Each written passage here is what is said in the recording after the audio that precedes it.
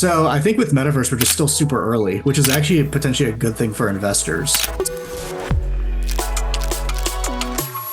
Ben Antes, welcome to Pioneering in the Metaverse. I'm so excited to have this conversation with you. You know, if you were to ask me, what is the Metaverse for? What's its purpose? It's anything and everything. And this will be important for remote teams. Like our team's fully remote. Rarely do we ever get to meet each other in the real world. Having a space where you're still virtual, but it'll feel better than a Discord chat, right? Or a phone call or something. Without having to worry about that physical limitation of how many people can I fit into this little square space type of thing. And if you were interviewing, let's say, CEO of X company, or even let's say someone from Meta, and you wanted to host that inside of Metaverse space, there's so much that can be done. Like the possibilities really and truly are infinite.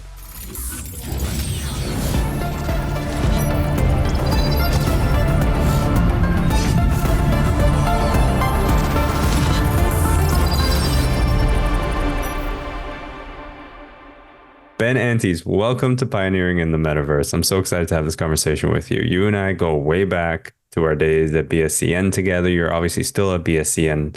You're the co-founder, the CFO. You run ASX Capital. You do a lot in the DeFi space, in the crypto space. I see your Twitter popping off or your X popping off. So kudos and congrats on that. But I'm so excited to have you here, man. I want to have this conversation with you about what you're seeing from, you're essentially going to be our media expert. And we want to know just what you're seeing sort of through BSCN in the Web3 space, particularly around the metaverse and virtual reality, augmented reality, and all those things, the experiential elements to Web3. But first, welcome. Thanks for joining us. Yeah, Samir, thanks for reaching out and having me on here. This will be fun. And I think we'll use the term expert loosely, but I'll do my best here.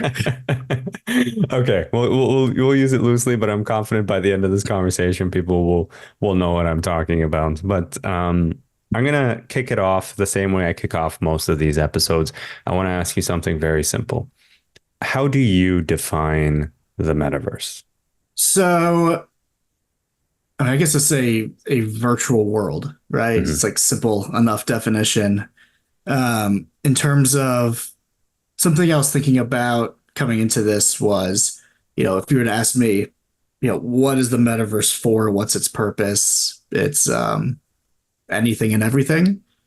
And mostly anything and everything that we don't know yet probably is the best thing. So that's why I think of it as this virtual world that's just gonna develop over time, right? If that makes sense. Yeah, no, absolutely. And from where you're sitting and your involvement with BSCN News, which is one of the premier Web3 media platforms in the space, you see all sorts of stories across an entire landscape. What are you seeing from your perspective when it comes to the metaverse? I remember during our time together while I was at BSCN, the metaverse was just exploding. Everything, as soon as Facebook changed to Meta, it popped off. Metaverse projects started booming. Everybody was interested. And now not so much. I think a lot of the focus shifted to AI, and we could talk about AI in a moment. But what are you seeing in terms of the number of projects maybe that are coming up, the sentiment around the metaverse? Sure. Like you said, I think the focus has been AI lately, and also to an extent DeFi, you know, with like, especially with like Ethereum restaking projects and similar type, almost like, you know, financial programs or schemes, if you will. I think what's hard about the crypto space is, and this actually I think impacts the gaming sector as much as it does Metaverse, is most people are here to find ways to either turn, you know, sweat into money through, you know, participating in gaming, that type of deal, or, you know, airdrop farming. I think there's been a nice stream of new metaverse projects, but I definitely think metaverse has not been the attention. And I think that's because I think it's gonna take time for blockchain users to go from strictly wanting to make money to actually using products, Mm, right? So I think that's something that Metaverse has kind of an uphill battle. I think it's going to happen. Like you said, like even Facebook with their launch of their Metaverse, I think that they would consider it not great, right? With how it launched. yeah. And I don't know if it's the products, like VR products haven't really caught up quite yet to what Talking like about the the physical products. yeah, like the Yeah. physical products that kind of make give you that immersive experience in a metaverse. They're not quite there. And then maybe the ones that are there cost like $3,000. Yeah. Like so I bought a Oculus 2. So it's a Quest 2, I guess. Hmm. And it's okay. Right. Like and I went into Facebook's metaverse and all that and it's What like was your okay, experience like? um kind of bored, I guess. Like it was cool to like explore. I think it's really cool stuff. Right.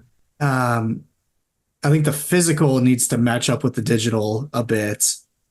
Because for example, I went into um the oh one sec, let me pull something up here. So like I went into the Everdome metaverse Hmm. and it's awesome. It's super cool. Like just like the I love like when you jump, it's like you're on Mars kind of deal. Like Yeah. it's you get to like experience that. So I think with Metaverse, we're just still super early, which is actually potentially a good thing for investors. So I think I said all of that to say we're really early in Yeah. Metaverse. And while there's all this attention in like airdrop farming and like restaking and DeFi and like kind of like NFTs have also taken a back burner seat right now. Yeah, which is very interesting because those were also, everybody was talking about NFTs, even people who had no idea what, they'll come up to you and talk to you about an NFT, and then you'll ask them what Web3 means, and they wouldn't even know what that means. And I think it had hit mainstream level. And you're right, I agree with you. I don't think the metaverse is at a point where it's at the mainstream level. It's still very much you're either a hardcore fan where you're in the space, you're interested in the space, you want to be a pioneer in the space, hence pioneering in the metaverse. Um, but for it to get to a point where there is scalability and mainstream adoption, you're right, where I think people will need to actually utilize the metaverse, not necessarily just to make money, but for experiences. They're Mhm. going into it because their friends are hanging out there, they're playing a game there, they're just chilling there. Yeah, and I think that's important. Like that last point is super important. And I don't think gaming has gotten there yet. I think most crypto games people just want to like farm the money and Mhm. then move on. And maybe that's I don't know if it's a mindset of the user at the moment, because obviously there's games that people purchase, they actually spend money on to go play. So, the experience with gaming, or I think Metaverse, while it's like partially gaming because you're in a virtual world like a game, I think it's gonna bridge this like gaming and also more serious potential part of like entertainment. I don't know. I think it's gonna get there. And I just think we're early, which from an investor standpoint could be awesome because that means you can get into tokens early, something like that, right? Sure, yeah. Um, you mentioned at one point that we're still early and that it's a bit of a ways away. In your mind, and obviously this isn't we're going to say, well, Ben said that by this point in time, the metaverse will be ready. But in your mind, how far away are we? When do we actually get to that point? I don't know. Maybe there's a single event that has to happen where like something clicks and then, there'll be this huge like onboard of users. And I don't know if that's like a metaverse partnership with an entertainment company, right? Like I Hmm. see there's now kind of focusing on what these potential metaverse things is like, there's I hate to say what I think could happen because like everything I've learned about crypto or just really the world in general is like you can think what you're gonna happen, but then just like stuff comes up because there's tons of really smart people working on this, and then you're like, whoa, that's a cool idea, right? I never thought of that or whatever. But like I think eventually the metaverse becomes a place where people actually spend time in, and then they could like watch movies, see concerts, professional sports events. Hmm. And I actually don't know why we're not there yet to that part of it. I don't know if it's like what's the barrier to entry to or the barrier to me going into a metaverse right now and feeling like I'm in the stands of a professional sports event, Yeah, other than absolutely. it's a partnership hasn't happened yet or something. Well, it's interesting you say that because I was thinking as you were speaking about the point you had made where maybe the physical technology doesn't necessarily yet match the software capabilities. You can design a highly hyper realistic environment, but if you're consuming it through, let's say, your laptop screen or on your cell phone, it's no different than watching a TikTok or a YouTube video. It doesn't change the actual experiential feeling. The whole purpose of the metaverse is for an immersive experience to feel like you're actually in there, in that environment where if you turn, you see one thing, if you turn, you see another type of thing. And perhaps it's a physical limitation that we're not quite there yet. And to your point, that it's not like the devices are cheap either. The not the Apple what Quest Pro, that new So device. the Quest, that's the Meta one. Yeah, the Apple one's like $3,500. Exactly. And maybe that's the one to get us there, but no one can buy it. Exactly. That's a And you problem. presume, like as they come out with new versions, the price point comes down, it becomes more accessible at the retail level, more people start to adopt it. And then suddenly, because I've seen it used in person and I've seen people's reactions. They love it. They love that experiential feeling. So it's just a matter of the physical technology becoming more accessible, at least in my mind, becoming more accessible because the software element, especially with the introduction of AI, and we're going to jump to that in a second here, I think that's only going to expedite how quickly people can start utilizing the metaverse in different ways. I think you're right. I think maybe that aha moment or whatever is when you could get a high-end quality headset at, you know, I don't know what price point it needs to be, $300 or something, Hmm. where, currently I think the Quest 2, that the one that I bought was probably like 600. And if I had like my honest opinion would be it wasn't worth $600. Okay. Like it just sits in a drawer. Yeah. It's maybe it's a my 10-year-old loves it. So Mm. it's a children's toy that costs $600. And I think that's just because us as adults would have higher expectations of the quality of what like Yeah. like what's the immersive experience. If it's not a higher quality, then maybe you get a headache from it, right? Or Yeah. just Or like it's nausea or dizziness. Like yeah, those are real and things that and could happen. Yeah.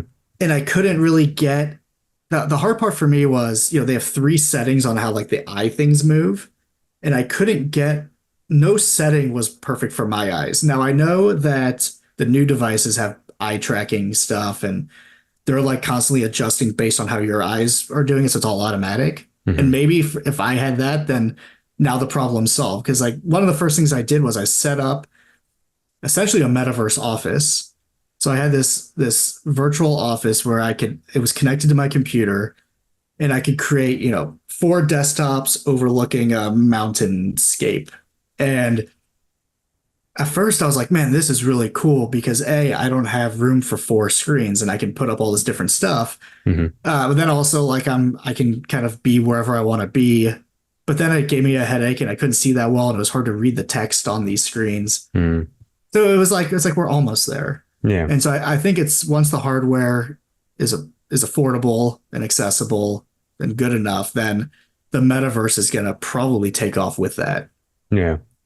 So I want to ask you a question that just came to mind because we've talked about Apple, we've talked about Meta. Those are behemoths of industry. Um, but if they become the sole product providers, that can essentially create a monopoly on the metaverse, right? So, in from your lens, do you see a concern with having organizations like a Meta, like a Facebook being the dominant players in the space? Or do you feel like we need to have other projects coming up and doing this kind of work in order to actually get this to where it needs to get to? I think from a software perspective, there's so much difference in how they could design this metaverse experience that I don't think you have to worry too much about probably like a dominant actual like metaverse software provider. For example, and I say that because Meta's metaverse is like really childish. It's very unserious, right? You're just like this floating head avatar thing. And something that was weird about it was also like it was, it's just a mixed bag of ages. So you might go to this, like I went to this coffee shop where they have like a open mic thing. And there's like children like digitally running around and you like hear them. And it's just like this is a very unserious thing. So I think what would make it serious? Because I think I understand what you're saying. I think it's like if you went to an open mic, you wouldn't have children running around. Yeah, and so and of course they can age restrict things, sure. Okay. And I don't know, maybe I would by unserious, and I'm not much of like a gamer either. So maybe by unserious, I just mean like little floating head avatar things. I see. Okay. Like to me feels childish. Right. And something like, okay, for like the Everdome, and I'm gonna, plug Everdome here. Thank you. The Everdome metaverse experience is serious. It feels serious. It feels adult. It's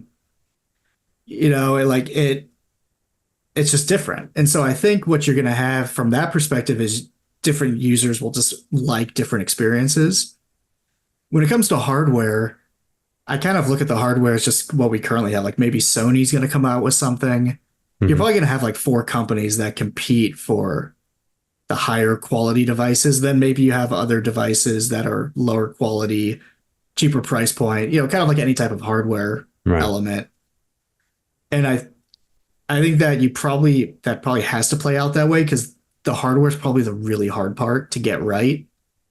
And so if you don't have like Apple and Microsoft and Sony competing to create the best hardware products, then you're going to end up with like not that great. Yeah. Well, you also presume that there'll be copycat projects that pop up once the technology is there. Yeah. And like accessible for the producers too. Yeah. Yeah. So from your lens, I'm particularly interested now. People consume news, generally speaking, by someone either talking at them traditionally or reading about it. Any interactions with the news typically happens in a comment section if it's on a social platform. Can you and where do you see news, or how do you see, actually, this is probably the better question. How do you see the news being consumed in a metaverse environment, especially if you believe we're going to be getting there at some point? That's a very good question. And it's not to say something against news here, but potentially a metaverse is somewhere people want to go to get away from what's happening in the news. But if you do incorporate the news, probably, I'm kind of thinking like if you have a newsroom with like let's say there's a screen on the room and you can hang out in this room and, potentially the screen is playing this podcast. And then if you're other people around you, you can hear the screen and then you can talk to the person next to you and say, kind of like let's say you're watching the news in your living room. Have you ever watched the news in your living room with other people? And then you just provide commentary, right? Yeah. Yeah. And then you'll just be able to do that with other people. And maybe that's a good thing. Maybe that, based on the comment section on a Twitter post or X post, these newsrooms would just turn into arguing and yelling at each other. So here's another question: is how do you moderate a room in the metaverse? Yeah, that's a fantastic question. One that we've openly talked about, both internally and externally with our community of, what does moderation and governance of the metaverse look like? Do the same rules apply? And who makes those decisions? I mean, depending on where you're sitting in the world, one thing could be considered, uh, not so nice speech. And on the other side, it could be, that's okay. We've got no problems with it. And so, how are you governing a virtual space where it doesn't matter where you're physically seated? Everyone's coming together. And it's a challenge. It's a real conundrum because it's trying to ensure that there's still freedom to do what you want to do in the metaverse, but also ensuring that people feel comfortable being in the metaverse. Otherwise, no one's going to want to be there. Yeah, I almost see it as a similar issue that like video game providers have, right? You have like the lobby of a video game, or even in a Everyone's swearing at each other. yeah, even in a video game, there's a ton of hate at, quite Yeah. frankly. Uh, And I guess people could just report each other. And so here's a nice thing is, everything's recorded. And so if mhm. something gets reported, maybe a human being has to look at it. But then does Meta or Everdome or whoever want to become like do they have the resources to do this? Maybe Meta does, but that's just a huge sum of money. I don't tend to think I'm definitely not a free speech absolutist, right? Mhm. Where I'm not a fan of like absolutely anything goes and we can't delete anything from the internet. Mhm. Um, so yeah, I mean that's definitely for metaverse providers. That's going to be One some of the tough problem challenges. Yeah. because people will bring that stuff. It just will happen. Yeah, and then you might be right where someone like me might be like, man, that's like if I go in there, all I hear is a bunch of hate stuff. I don't really feel like going in that thing again. Yeah. And I mean, if you talk about having like if your 10-year-old decides he wants to go play in the metaverse, are you comfortable having your 10-year-old being in that environment? Probably not. And Yeah. so again, it creates this barrier where the technology might be there, the physical hardware might be there, but the human element still takes effect and goes, I'm not comfortable having my children be a part of this. I'm not interested in being in a virtual space where people are just swearing at me all the time. It's just not something I want to be a part of. And that's basically just what a video game lobby is like these days. Yeah. So I don't know. It's probably going to rely on like self-reporting and Yeah. whatever. So, um, what are your thoughts on AI? I ask everybody this question. I had a guest on talk about how AI is both a good thing and a bad thing. But before I dive into exactly what they said, and I don't want to sway your answer, I want to know what your thoughts are. I mean, I think it's just a thing. I think you already swayed my answer by giving me that big part. Like, yeah, everything is good and bad, right? Twitter's good and bad, and video games are good and bad, and candy's good and bad, and Hmm. whatever. So, is AI like existentially bad to, humanity? Obviously, there's people that definitely take that position. But at the end of the day, it's just, like, is it bad because it's going to replace certain jobs? Like some people take that position. Hmm. Then it's like, but it also is going to create new jobs. It's going to create new opportunity. I imagine that the assembly line replaced a ton of jobs, but it obviously humanity didn't end at the invention of the assembly Sure. line or the factory. And going from pre-factory humanity to post-factory humanity was probably the biggest shift we ever had. And like everything's okay. Like people Yeah. And what people go to about in work. the news space, in the media space? The ability for AI, if you're able to build out an AI, a piece of AI software that can essentially just pump out news all the time, pump out new bits of media, and then you kind of wonder how does it filter through what's real news versus what someone just randomly decided to post one day. Um, but where do you see that affecting the media space? I think like anything, I would assume that at some point, if AI is reliable not to pump out fake news, like you said, it'll make things more efficient. So am I a proponent of AI in the news space? Like for sure. If it's a tool we can use to work more efficiently and have better outcomes and whatever, then that sounds great. Like I would assume you need to have an AI editor or something. So again, it'll probably create a new job as Hmm. to, or somebody that's managing the software. What do we want to report on? How is it going to find whatever? So maybe you shift from someone typing stories to somebody using it. Because that's another alternative. I think when people think of AI, they always think of this like, what's the final outcome? They just jump there. Like the final outcome is AI does all of our jobs and we have nothing to do. But in reality, AI probably is mostly just going to be a tool Okay. where a reporter could gather the facts and the AI can write the story. Hmm. You might have that where the AI is not necessarily a great decision maker. Kind of like you asked me to send over a professional bio. So I hopped into ChatGPT. I said, "Can you write me a professional bio?" And it said, "Sure, provide me information to these 6 points." Right? Like, what do you do for work? What's your education? What's a skill set? Like almost like a resume builder. And I Yeah. provided it, and then it wrote this 3 paragraph thing.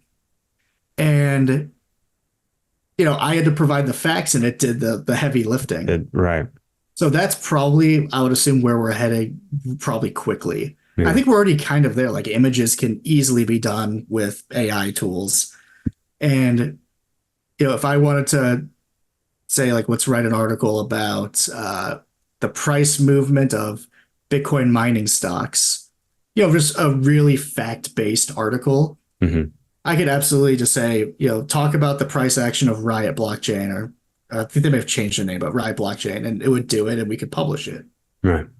So it's a tool. I think that's my summary Yeah. there. Yeah. So ultimately it becomes a tool where it's all dependent on who the user is. Hmm. Really and truly. Um, I want to go back to the metaverse piece for a moment here and ask you, Meta is building out a version of its metaverse. I don't I wouldn't be surprised if Apple is not too far behind. I know they built out the technology for it, so it wouldn't be so far-fetched to think that they're going to try to build something like that. Then you have projects like ours, Everdome, some of the other projects in the space. They're all, if everyone is building out their version of the metaverse, at some point you have to, it begs the question, are we going to be moving towards a single metaverse or a multiple of metaverses that you can sort of port from one to the other? What are your thoughts on something like that? Yeah, I would assume that you're looking at multiple because everyone has different interests. I don't think one company could say, we built our virtual world that, they'll say it's for everybody, but in reality, it wouldn't be. And I think the perfect example of that is like the aesthetics of the metaverse versus the Everdome metaverse. Totally Mm. different. And I think that's going to attract totally different users because at the end of the day, you get, so these two metaverses could have identical experiences, but at the end of the day, the immersion's what matters. And so if I feel like something doesn't suit what I like, I'm simply going to go to a different one. And Mm. so, and there's, like is an infinite amount of ways to build it. Now, that doesn't mean there definitely won't be, there'll be winners for sure. I just don't think that a single metaverse makes sense to me. It's just humans have too many preferences. Do you, from where you're sitting, do you think there's a space for media? I know we talked about how you kind of consume the news and media inside the metaverse and how it might just become a chat room essentially where people are just yelling at each other or bickering. But do you see a use case for the metaverse and media? Like from where you're sitting, being CFO of one of the larger crypto media platforms. Is this even on your horizon? Is this something that, you and the team at BSCN get together and think, how do we want to utilize a space like this? Or is it, to We've your point, maybe just too soon? No, we've thought about it for sure. Definitely during the bull market, we were really making strides to implement things in. I can't remember specifically which metaverse it was, but it was one that had users. So we could look at it as, um, sorry, one of my toddlers is yelling outside the door. This is one of the benefits of working from home. Well, if it's any solace, we can't hear it. Oh, okay, great. Perfect. All right. So then I'll just carry on. So what we're looking at is, all right, a website is digital property that we own. Mm-hmm. So in a metaverse, a building, a billboard could be digital property that we own. Yep. And part of what a media company does is it provides advertising, right? That's how we make money. That's how every media, you either make money through selling subscriptions or through an advertising model or a combination of all of it. Mm-hmm. So something in a metaverse, definitely in terms of our advertising business is let's buy real estate, let's build a digital billboard, and let's have really, really cool digital advertisements. So as people walk by, they can, so they can see either we advertise our own articles that they can click through and it'll take them to a website, or we advertise, we actually have, video style advertisements pushed through it. And we went as far as we had this really cool 3D billboard, like, I don't know, developed, I guess, by developers. And then the market kind of fell apart and the cost on the real estate and stuff no longer made sense for us. But, so in terms of from an advertising perspective, there's tons of use case because at the end of the day, we're a media company. We want to be where people are. So social media is no different, right? We're big on social media and that's where the people are. So if people are in a metaverse, we'd want to figure out how do we put our news stories in front of them. I don't know and this is where every metaverse could be different. Mm-hmm. Some metaverse may not want us displaying ads and articles, on a billboard in their metaverse, while other ones may not care. And really many may, because it's just like an open world, just say, do whatever you want to do. As long as it's like legal, do whatever you want to do. So I definitely think that's definitely, it will be a future part of our strategy. Okay. I mean, if anything, it's like it was super cool. I kind of wish things would have gone differently and we, could have actually rolled it out because we had the like renderings of what it would look like with these like 3D animations coming out of our billboard and stuff. It was so cool. But I don't think the user base is there yet, but it doesn't mean that's where it's all right. In a metaverse, we may want to start investing in metaverse real estate to get ahead of the user base if we believe that that's, where the trend's going to go.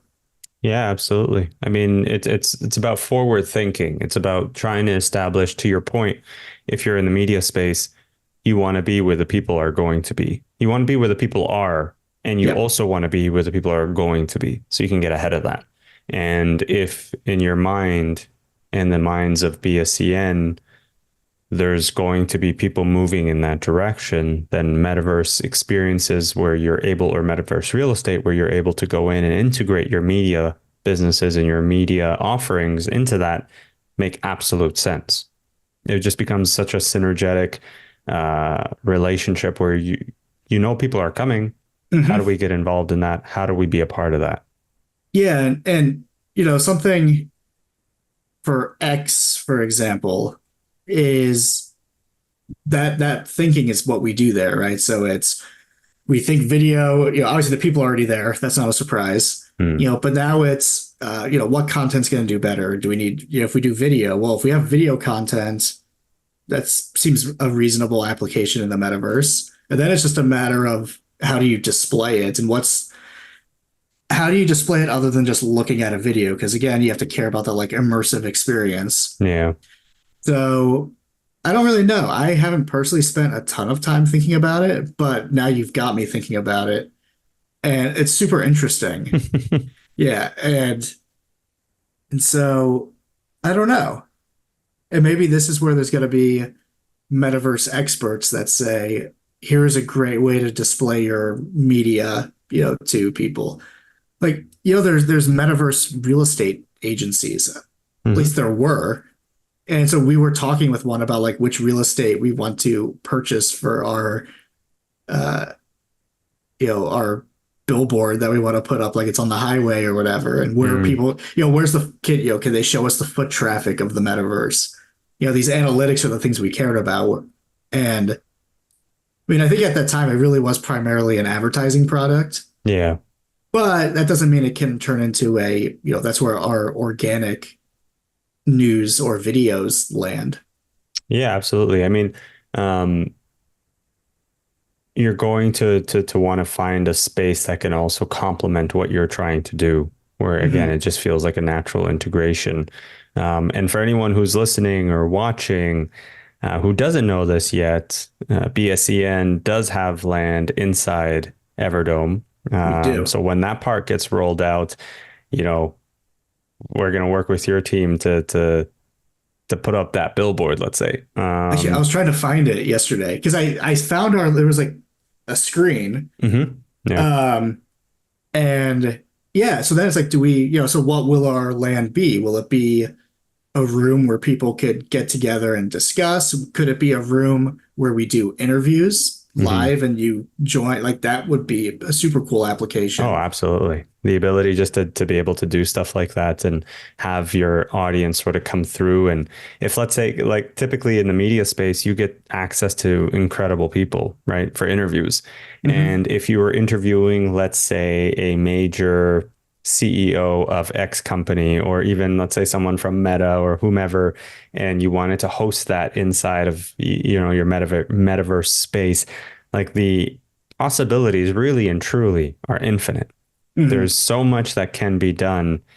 And having the ability to do that digitally also allows you to bring in people from all over the globe without having to worry about that physical limitation of how many people can I fit into this little square space type of thing, and not having to worry about any of that all of a sudden.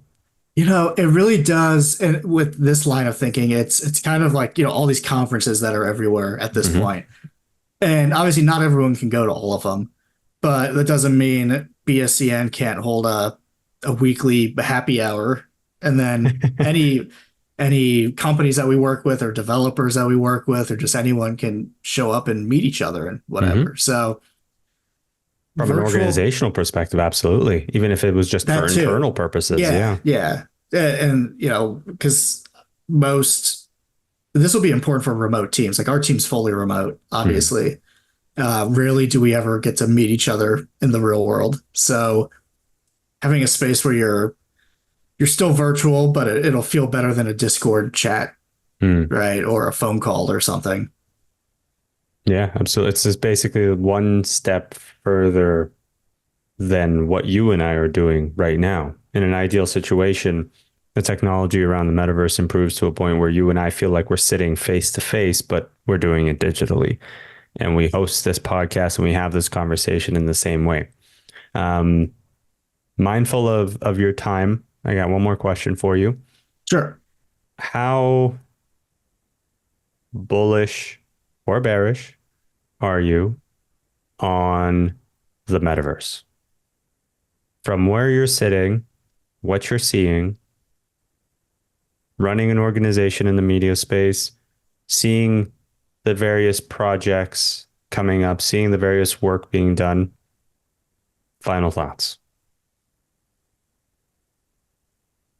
I'm really never bearish anything when it comes to technology, mainly because there's like, who knows, man, right? Mm, Like you've got, for example, Apple has all these people that there's a race to create the best hardware product, mm-hmm, and it's happening at the largest company at that level. That level, the largest company in the world are competing to build the best immersive VR product for the sole purpose of really accessing metaverses. Because like, yeah, you can like build your little games in it or whatever, but at the end of the day, it's going to be about these immersive worlds.